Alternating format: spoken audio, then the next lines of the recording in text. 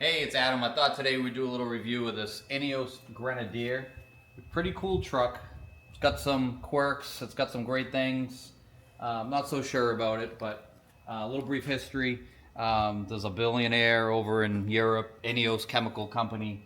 In a nutshell, he went to Land Rover when they decided to stop producing the Land Rover Defender, and he loved it so much he said, "Can we do something together and build it and keep the dream alive?" Right? So basically, Land Rover said no. So he said, "Okay, fine. I'll go ahead and I'll do it on my own." So they got together in a pub, and I guess the pub was called Grenadier, and that's how this thing was born. And it's really cool. I was actually in Hawaii with the kids up at like 3:30 in the morning, and I saw an advertisement, and it said about the Ineos coming out the following year in 24, and I built one, and then I actually kind of forgot about it. And then in spring of 24, April and May, I get a call, and they said, "Hey, your Ineos Grenadier is almost available, or coming in." I said, "Great." So I got it out of Holman in Fort Lauderdale, and I didn't know anything about it. And when I went to pick it up, they had it in the showroom in a little delivery area. And my first initial reaction was, for the money, I think it's stickered out about $86,000. Some options I put in with a rear diff. It's definitely made for off-road. My initial reaction was, wow, it looks pretty sturdy. It looks pretty tough, kind of G Wagon-ish. It's got a little G Wagon thing going on here with the hood. Looks very G Wagon, and the old Defender had a baby. So it's very solid on the outside, very rugged, very safari look. It's got the G Wagon style door handles, and it felt very rugged. These actually here, you would tie something to this, and then it would, I think it actually clips into this. Like a canopy? If you have like a load, and again, it's for off-road. And one thing I don't like about it is if you want to tow, there's no tow hitch, because it's got the skid plate cover for off-roading. So, we actually wanted to tow the jet skis this weekend, and we couldn't. Outside, I think they nailed it. It's awesome. Show them the split door. The ladder here, I think, just adds it's so cool. I love the split door. That's kind of a unique thing they're doing to differentiate from the G Wagon and the Land Rovers of past. It's a handle right there. Tons of room back They get here. tons of room. A little plasticky. But it's easy to wash out though if you get dirty, Yeah, I mean, G Wagon material. I'm not so sure about that, but it's a little plasticky, but not bad at all. Cool LEDs. Check these out, Addison. Oh, wait, close this one first. Heavy door. Yeah, definitely got a heavy door. LEDs. So outside, I love it. I think they nailed it. I think it looks great. People stop everywhere. They love they love it. Get questions all the time. People definitely fall in love with this thing aesthetically. Inside, same thing. Very, very awesome inside. Looks like a helicopter, airplane. The gauges are awesome. It's got two dual sunroofs. They both come out. There's a bag in the back. That part's cool. Now, the downfall of it, a couple things. I mean, you got an old school key like this, so no... But that's kind of to bring back the history of the Defender. I mean, it's very durable. It's actually spring loaded. I mean, you could hurt someone with that. They say it's kind of a downfall, but they did that on purpose as a feature. All right, let's take a ride for it, and I'll show you what I don't love about it. Getting in before a ride, you definitely need to inspect these with running boards. The Definitely step running board. up here is, I'm pretty tall, but still, it's a good 2 feet. So you gotta jump on in. Definitely running boards in this model. What's cool about this is it's powered by the B58 BMW. So you get a little bit of BMW stuff in here. That's last gen BMW tech. It's actually outdated now, but they're using it. Same motor and what they're putting in the new Supra. You get the iDrive system, but they put their own spin on it with their own theme. So it's a little different. But everything in here is like a cockpit. Even the simple buttons, heated seats, hazards, they make it look like a helicopter, but it's pretty cool. So again, the old school key, no push button in there. Another thing just to mention right away, no power seats. I mean, for 86,000, yeah, it's, you know, it's an argument, but I get it. It's kind of off-road, so no power seat. Probably the most annoying thing, absolutely drive you crazy. I mean, almost make me want to get rid of this thing. It's got these god-awful click, click, click sounds for the speed limit, for lane departure, and every time that you drive it and get in it, you can't just shut it off. You have to go into settings. This is every time. So if you run into the store, you come back, you got to do it. So it's vehicle functions, this ADAS system. You have to shut everything off, lane departure, it asks you if you want, and deactivate all that. So everything's got to be shut off. It's completely annoying. But here, let's take it for a ride. So, like Addison said, BMW drivetrain, BMW engine, BMW transmission, BMW shifter in the cabin. So right out of the gate, this was designed to be an off-road vehicle. So think of it this way: in your power steering vehicles, if you were going along and you hit a rock, their theory behind it is they don't want the steering wheel to jerk down on you. So it is power, but it's not full power, and it doesn't retract. So you'll see up here when we take a left, most conventional cars, you take a left or a right and the steering wheel will retract. This thing, I could see someone taking a left or a right and continuing around and hitting something.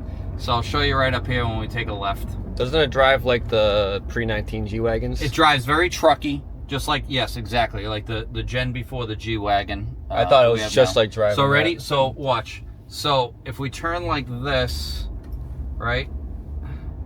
It doesn't retract, see? So we're heading over. So you have to manually, you have to train your brain to remember to bring it back around. Here we go. We're going to take another right-hand turn up here. And you've got to, you know, you're into your turn. And if you don't bring it back manually, you're going to end up over there. So that's a little annoying, getting something used to. And the turning radius in it is terrible. So you actually can't even pull into a parking spot. It's almost like a 2-point turn to pull into a parking spot. It's got a very, very short turning radius as far as that goes. Powertrain, it's okay. It's not bad. It's not terrible. It's only got top speed of 99 miles an hour. A V8 in this thing would be badass. If this thing had a V8 like the Land Rovers or a supercharged V8 or the G Wagons, I mean, that would put this thing over the top. So it's not a deal breaker, but could be a little more powerful. It's right there in power with the Wranglers and Broncos. It's not. It's not doing Mercedes performance. I would say Jeep Wrangler-ish. So recently the Bronco came out a few years ago, and we only had the Wrangler. So it was the Bronco is definitely better than the Wrangler. So now Wrangler's still at the bottom, Bronco's above it. Where do we put this? Do we put this with the Bronco? I mean, luxury-wise, aesthetically, I mean, it certainly sits above the Bronco on the. But this does cost about 30 to 40 you know, more. you're into. But it's half the price of a G550. Yep. If I don't hit this guy, I want to show you what I'm talking about in these parking spots. So let's say I want to pull in to a like this. Well, I can't. Like right here. Like normal car would come around. This just doesn't quite. Maybe we'll just do adjustment. Here. Yeah, do a lot of back and forth. It's definitely a like driving a truck. Yeah, it's almost like a 2-point turn into the parking spot. All right, we'll continue on this. This button's up top. Yeah, these are all empty auxiliary switches. Lighting, any accessories you want to put in, pretty cool. Love this look. I mean, this is where they killed it. Kind of useless though, because we don't mod our cars. Actually, another cool thing is if you hit this waiting button, it actually locks up and seals all the doors. So I'm not sure what. I think it's a good 3 or 4 feet that you can go wading through water. That's seals pretty cool. Everything up. That is cool. That is cool. I love this whole industrial look too. The dual sunroofs that both come out. Does it do the? Is it good? How good is the visor? Does it move? Ah, no, it doesn't pull. That's a bad visor. No mirror on the visor either. Weird. But everything's just so durable and heavy duty in this car. You don't get that cheap Chinese plastic like in these new Mercedes and stuff. They have a handle here, kind of like the G Wagon. I could probably hang from that. Everything's just... Well, you do weigh like 100 pounds. Everything's just durable. I know, two of me don't even make one of them. Yeah. Little compass right there, it's cool. Know what Oh, that's direction you're actually going. tells you your above or sea level. Oh yeah, I don't know if Tells the you- camera can pick it up. It but, tells you your altitude. That is pretty cool. Definitely everything they did about this is certainly geared towards off-road. I mean, if it was just a still frame right here, you would think we're in a helicopter right now. I mean, it's like, almost like you're in a test vehicle or something. It's just nothing else on the market is like this right now. I don't think any of these parts, besides a few BMW parts, are shared with any other model. Everything is just unique in this car. What's your pin? I don't have a pin. As we're backing up, I gotta say, again, for a $86, almost $90,000, very low resolution backup camera, very small. I don't want to say it's confusing, but it's certainly not. It doesn't give you a great picture. I wouldn't trust it 100%. You don't get a nice, big, clear, crisp picture like you do on all the other new modern vehicles. It's weird. It's like some features are like the comfort features that you want with cars, and like some stuff they want basic to get that true feel, like that Defender feel. It's just a weird mix of new school and old school. It's like, where do you draw the limit? You got the levers, the flip key, but then you have parking sensors, but then the seats are manual to kind of replicate that old school thing. And then, of course, the roof's manual, but there are a lot of modern features that are buttons and stuff and touch. So it's a weird mix of new school and old school. Definitely has a modern steering wheel. I actually kind of like that because I like to drive on the highway with my hand down here and hold on to it. So but it's a weird look too. See, it's just got the...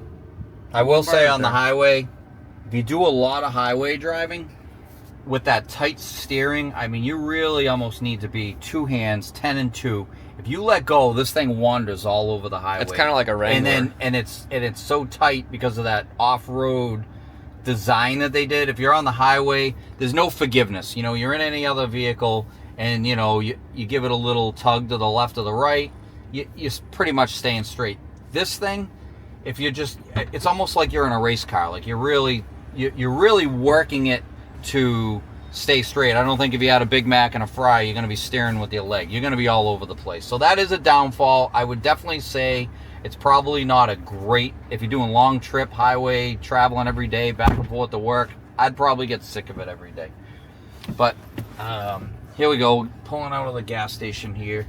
See, here we go. Like I'm trying to pull out of the gas station. I don't even know if I can make this. It just any other car, I got the wheel completely turned to the left. Now watch. In other words, if you went to go do a U-turn in a street, you'd have to have a ton of room. The turning radius is just not good. Not sure why they did this. Pretty cool. I don't know, just a novelty. But you have your regular horn. Hold on, I got my seatbelt on here. You have your regular horn, and then I'm not sure why, but you got your little toot button with the bicycle on there, and you give it a little. So maybe if you're just passing someone and want to say, That's the hello. That's the hello horn. oh yeah, I'll take a right. You do got some gauges on the screen that give you some good info, but this car actually does only get 15 mpg. I mean, that's up there with Tahoes. I mean, those are V8s and a lot heavier, and they only get 15. So Yeah, I was gonna say, it seems like we put fuel in it quite often. I don't know what the tank capacity is, but it seems like once it gets down a little bit, it tells you got about 60 miles to go, which is... But it does get 15 to the gallon, which is quite low for this car. So I think overall, my opinion on it is it's a yes. It's not my favorite vehicle. I think we keep it down here in Florida. I look forward to driving it for the weekend when we come down. I think if it was an everyday driver, you'd probably get sick of it. Compared to a G Wagon, you're certainly not going to get the comfortability, the power, the drive. But it is half the price of a Yeah, G. it's half the price of a G Wagon. It's probably less than a Rover. A little more than a Off-road Bronco. capability, if you were going to go off-roading, yeah, sure, I think this is the one to get. However, how many people buy these vehicles and actually go off-road? Aesthetically, it's beautiful. They knocked it out of the park. I mean, it is just awesome, especially anybody that is a Land Rover Defender fan. Let's do a side profile. I think they knocked it out of the park. I think it's absolutely beautiful. I love the look of it. I love the modern look of it combined with the old schoolness of it. I mean, it's really, really cool. And as we said in the beginning of the video, the back is really cool. I mean, between the spare tire holder. Big fan of rear ends. Yeah, I love the ladder up there, the hooks up top. It is built, believe it or not, this is one thing that I found a little crazy. They did take over the old smart car factory from Mercedes in Hambach, France, believe it or not. So it's assembled in France, but one thing I always thought was interesting, the VIN begins with an S, and any car manufactured in England gets an S. So usually, as far as I ever knew, wherever it's manufactured, that's where it picks up the VIN, but somehow they manufacture it in France, but they got the VIN out of England, so it does have the true English heritage to it. Maybe they assemble it there. And then like I said, the cons, I think you'd maybe get sick of it driving on far trips every day, but overall it's a yes, and I do like it. It just has a few quirks in it that I would love to get rid of. I can't stand that annoying beep and resetting everything. But for a company's first time making a vehicle out the gate, I mean, they did a really good job. Yeah. So hopefully, I think there's a diesel coming along. That would be cool. And if they ever put a V8 in one of these, I think it would knock it out of the park. So it's definitely a thumbs up on the Ineos. Pretty cool vehicle. Glad to have it as part of the collection, and we'll keep you updated.